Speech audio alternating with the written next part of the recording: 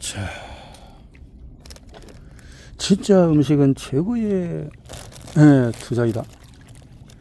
우리가 영양의 시대로 가는 타임머신 티켓을 구할 수는 없을까?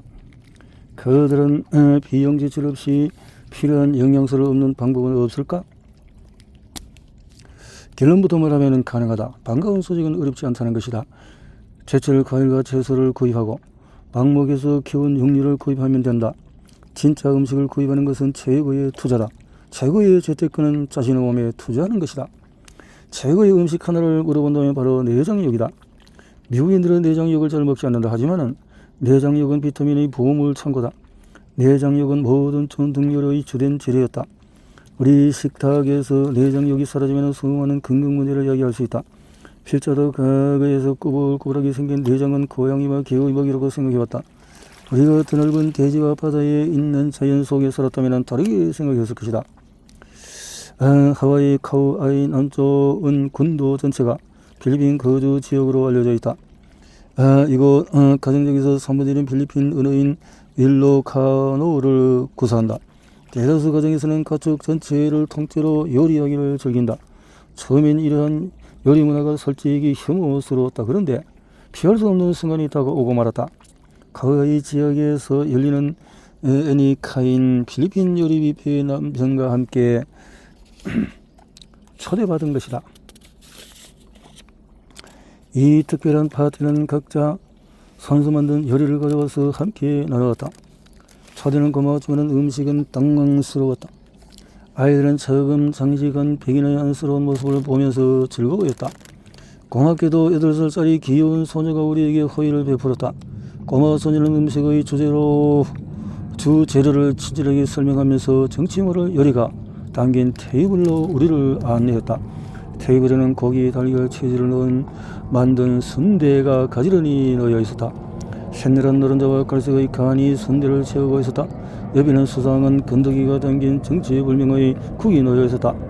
돼지족발과 살코기를 양념장에 버무려서 걸쭉하게 끓인 뒤에서 백합 싹으로 맛을 낸 음식이었다.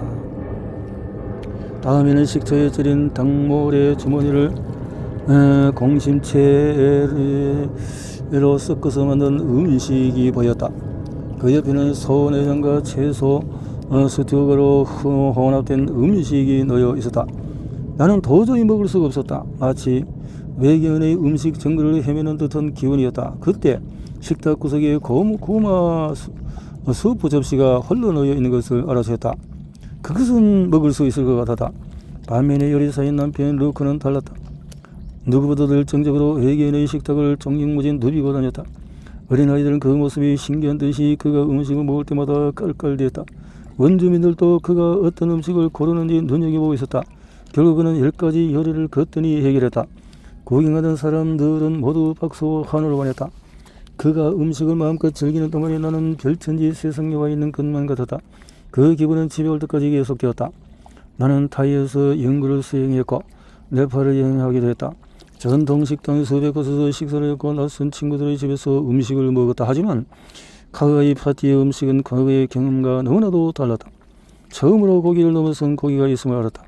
내가 주방에서 라면을 끓이는 동안에 필리핀 원주민들은 족발을 펄펄 끓는 가마솥에 집어넣었던 것이다. 난 오랜 시간에 무릎 염증 때문에 고생했는데 그 문제의 원인이 영양 결핍임을 문득 깨달았다. 만약에 흰 살코기, 마가린, 냉동, 채소로 식사를 하지 않았다면 내 인생은 분명히 달라졌을 것이다. 운동선수 시절 겪었던 만성적인 근육과 연골 문제도 피했을 것이다. 외모도 많이 달라졌을 것이다.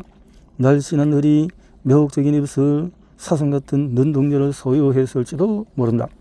가공식품이 우리의 식탁에서 주인 행세를 하고 있다. 중년의 나이에 만성질환과 건강 문제로 고생하는 현실이 그리 놀랍지가 않다. 해리슨 대학에서는 주의력 결핍 장애와 근육 억통은 애초에 있지 않았고 의과대학 시절에 들어보지 못했다. 지금은 너무나 흔하다. 슬픈 사실은 지금도 현재 진행형이라는 사실이다.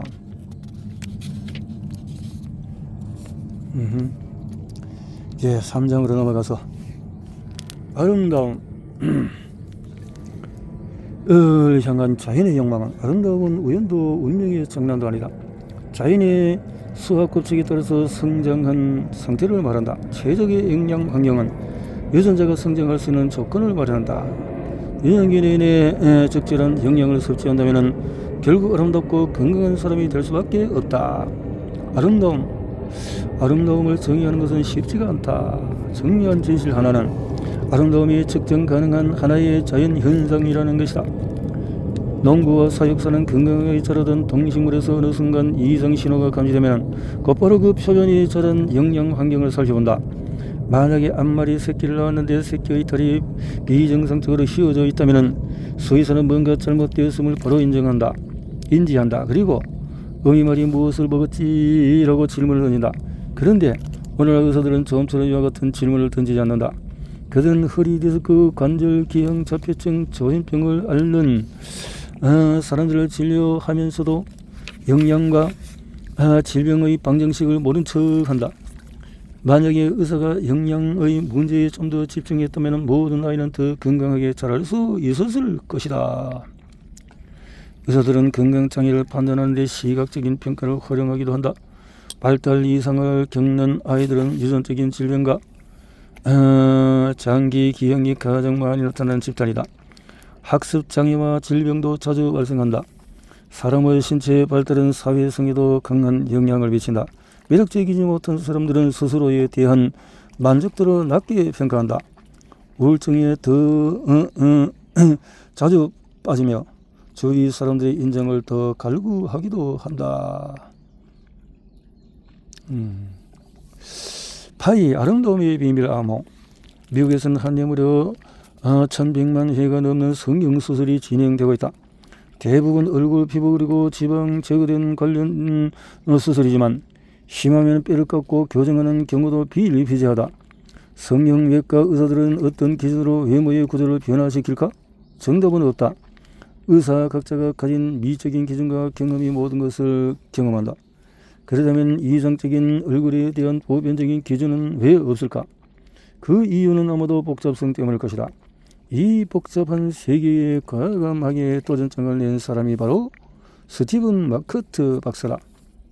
어느 날 그는 잠을 이룰 수가 없었다. 그 이유는 이틀 후에 끔찍한 교통사고로 얼굴이 망가진 여성을 수술하기로 되어 있었기 때문이다. 한 가지 질문이 밤새도록 그를 괴롭혔다. 환자가 수술 결과에 만족하지 못하면 어떡하지? 당시 LA에서는 성형외과 의사가 많지가 않았다. 환자들은 의사의 특정 스타일에 따라서 수술을 받았다. 예를 들어서 어드리 헵번 스타일 말이다. 의사들이 수술한 환자의 얼굴을 보면 어떤 의사의 작품인 것을 알 수 있을 정도였다. 마커트 박사는 어드리 헵번의 아름다운 코가 모든 여성에게 어울리지 않음을 잘 알고 있었다. 그는 문득 아름다운 얼굴에 대한 규칙과 기준이 왜 없는지 의문이 생겼다. 매번 수술할 때마다 행운에 기댈 수는 없지 않은가? 그는 해답을 찾기 위해서 대형 박물관으로 향했다. 하루 종일 사랑에 빠진 사람처럼 유명 미술 작품들과 함께 시간을 보냈다. 훌륭한 미술 작품의 근본 원리를 알고 싶었다. 하루 종일 스케치하고 골똘히 고민을 했지만 아름다움의 법칙은 쉽게 찾을 수가 없었다. 이후에 건축, 미술, 음악 등의 분야에서 아름다움의 법칙을 연구했다. 오랜 시간이 흐른 후에 마침내 그는 색의 삼각조합과 사진의 삼각구도가 아름다움의 공식과 관련이 있다는 것을 발견했다. 그리고 마침내 아름다움의 공통분모를 찾아냈다. 그것은 다름 아니라 수학이었다. 아름다움의 중심에 숫자, 즉 피보나치 수열이 존재했다. 다빈치 코드를 읽어본 사람은 피보나치 수열을 기억할 것이다. 소설 속에서 아무 해독가인 여주인공의 할아버지가 갑자기 살해당한다. 그녀는 살인 현장에서 눈에 보이지 않는 잉크로 바닥에 쓰인 1, 2, 3, 5, 8, 13, 21 같은 일련의 숫자를 발견한다. 이 수열은 앞의 두 숫자를 더하면 앞의 다음 숫자의 합의 구조를 갖고 있다. 만약에 피살된 할아버지가 다음 숫자를 썼다면 13과 21의 합인 34였을 것이다. 유전적인 부의 비밀을 알고 싶은 사람이라면 피보나치 수열을 기억하길 바란다. 피보나치 수열에 연속되는 숫자 두 개 중에서 작은 숫자를 큰 숫자로 나누면 결과값은 1.618033988이 된다. 이 결과값이 익숙하지 않은가? 이 숫자는 그리스인과 이집트인이 추구했던 완벽한 균형이다. 당신은 고대 건축물의 웅장함과 아름다움을 느껴본 적이 있을 것이다. 고대 건축물의 신비스러움은 이 황금 비율에 기초하고 있다. 지금도 고대인들이 적용한 건축물의 황금 비율은 여전히 불가사의로 남아있다. 황금 비율을 나타내는 기호는 그리스 문자 인데 파이라고 발음한다. 앵무조화 황금 비율을 살펴보면 황금 직사각형은 가로와 세로 이렇게 B가 황금 비율인 직사각형을 말한다.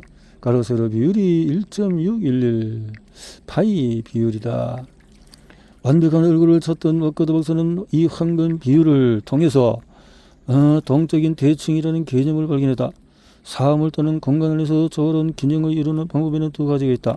하나는 똑같은 비율로 나누어서 대칭을 이루게 하는 것이다. 좌우 대칭이라고 이해하면 된다. 다른 하나는 황금 분할 방식으로 나누어서 완벽한 형태의 비대칭을 이루는 것이다. 이것이 바로 동적인 대칭이다. 이 방식이 완벽하다고 하는 이유는 작은 부분 대 큰 부분의 비율이 큰 부분 대 전체의 비율과 같기 때문이다. 쉽게 말해서 동적인 대칭은 전체적으로 저런 상태를 말하며 균형 잡힌 대칭으로 이해하면 된다. 이 개념은 매우 중요하다. 인간의 아름다움에 대한 은급한 문헌을 보면 좌우 대칭에 대한 내용이 많이 나온다. 이유는 동적인 대칭이 좌우 대칭을 이루는 경우가 많다 해도 좌우 대칭이 꼭 동적인 대칭을 이룬다는 보장이 없기 때문이다. 좌우 대칭은 매력적인 얼굴의 특징을 결정하는 하나의 조건이라고 할 수가 있다. 살아 움직이는 생명체를 아름답게 하는 것은 바로 동적인 대칭인 것이다. 레오나르도 다빈치는 기하학과 인체 구조 연구에 몰두했다. 원과 정사각형이 겹쳐 있는 비트루비안 맨 스케치를 보면 알 수가 있다. 비트루비안 맨. 그는 생물의 형태를 결정하는 자연의 암호를 찾는 것에 전념했다. 마커트 마스크. 이 마스크는 우리의 집단적인 무의식이 갈망하는 시각적인 이상형을 구체화한 것이다. 그는 점과 선을 통해서 얼굴의 기하학적인 뼈대와 경계를 매트릭스로 표현했다. 매트릭스의 다른 이름은 바로 행렬이다. 이 행렬 아래는 42가지의 2차 황금 십각형 행렬이 자리 잡고 있다. 마커트 박사의 영향을 받은 존 클리치 BB 프로그램 인간의 얼굴에서 투명한 마커트 마스크를 각각 마릴린 먼로, 할리베리, 엘리자베스 테일러의 사진 위에 더 씌웠다. 신데렐라 파리 유리구두에 쏙 들어가듯이 마스크는 각각 얼굴에 완벽하게 들어맞았다. 피부가 모발색은 다르지만 슈퍼스타들은 마커트 박사가 추구한 완벽한 비율의 얼굴을 소유하고 있었다. 그들의 DNA가 신체 성장 시기에 자연스러운 동적인 대칭을 이루도록 했기 때문이다. 이 동적인 대칭이 바로 아름다움의 비밀이다. 마커트 마스크의 모든 선은 파이어의 동적인 대칭에 기반한 기하학에 기반하고 있다. 수천 년 이집트 과학자들은 하늘의 별을 통해서 자연의 수학적인 질서를 찾아내었다. 수학을 통해서 우리는 왜 아름다움을 좋아하는가? 숲과 해변을 걷다 보면 아름다운 풍광들을 만날 수가 있다. 생물에서 생물 수학은 자연을 수리 모델에 입각하여 다양하게 해석하고 응용하는 학문이다. 식물이 싹을 틔울 때에 햇볕을 계속 받을 수 있는 것도 파이어의 기하학 덕분이다. 놀라운 사실은 나뭇잎에서 관찰할 수 있는 수상돌기 패턴이 뇌의 신경세포에서도 발견된다는 것이다. 무생물에서 복잡한 물리학과 수학의 패턴을 읽을 수가 있다. 왜 식물잎의 생장 패턴을 뇌 신경세포 안에서도 관찰할 수 있을까? 모든 생명체는 자연의 기본 공식을 따르고 있기 때문이다. 우리의 생각과 감정은 서로 연결된 수백만 개의 뉴런이 자극을 받을 때에 진동하는 횟수를 기반으로 한다. 뇌는 시각적인 대상을 해석함으로써 즐거움을 얻는다. 하버드대학의 낸스 에드코프 교수는 아기는 아주 매력적인 얼굴을 계속해서 응시하곤 한다. 얼굴의 모든 곡선은 완벽성을 추구하는 자연의 법칙에 의해서 만들어지며 파이의 비율에 따라서 조율이 된다. 여성의 체형과 건강의 상관관계는 분명해 보인다.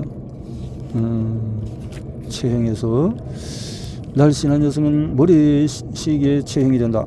문제는 뱃살에 지방이 쌓이고 체중이 증가하면 모래시계형에서 사과형으로 변한다. 과도한 트랜스 지방, 설탕 같은 가공식품들은 성호르몬 분비를 방해해서 뱃살을 늘린다. 결국 모래시계형 여성을 보기 드물게 만들어 버린다.